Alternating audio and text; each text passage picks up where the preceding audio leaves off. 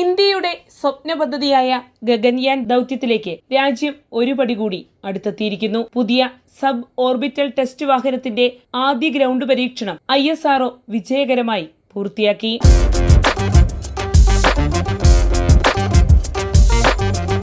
നമസ്കാരം, ഞാൻ ജാസ്മിൻ.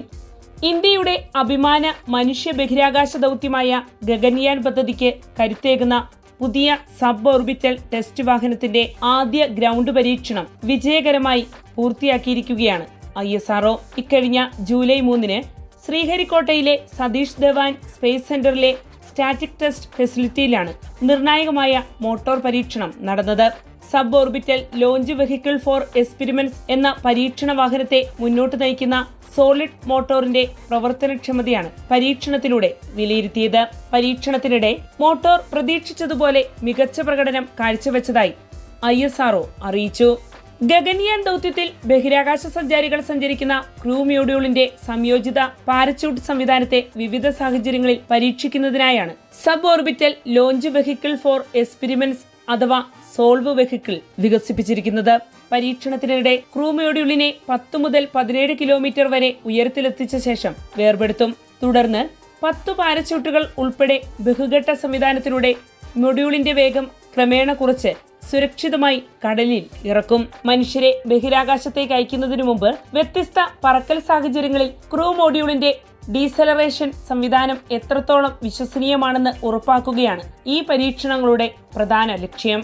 ISROയുടെ വിശ്വസ്ത വിക്ഷേപണ വാഹനമായ PSLVയിലെ സ്ട്രാപ്പ് ഓൺ മോട്ടോറിന്റെ സാങ്കേതിക വിദ്യയെ അടിസ്ഥാനമാക്കിയാണ് സോൾ വെഹിക്കിളിന്റെ സോളിഡ് സ്റ്റേജ് വികസിപ്പിച്ചിരിക്കുന്നത്.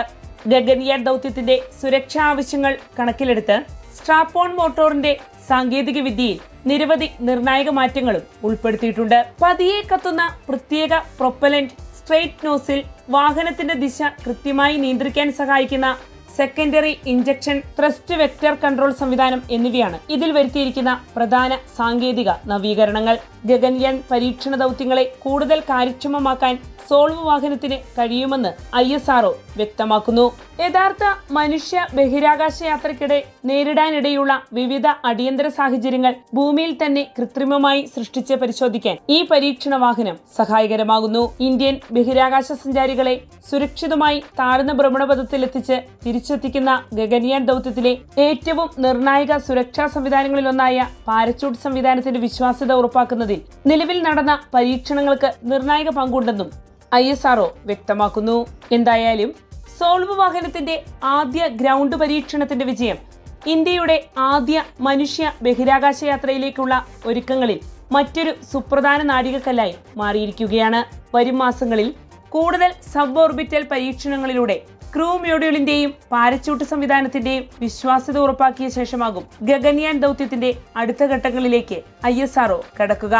അങ്ങനെ ദീർഘനാളുകളായുള്ള ബഹിരാകാശ സ്വപ്ന സാക്ഷാത്കാരത്തിലേക്ക് ഇന്ത്യ കൂടുതൽ അടുത്തുകൊണ്ടിരിക്കുകയാണ്.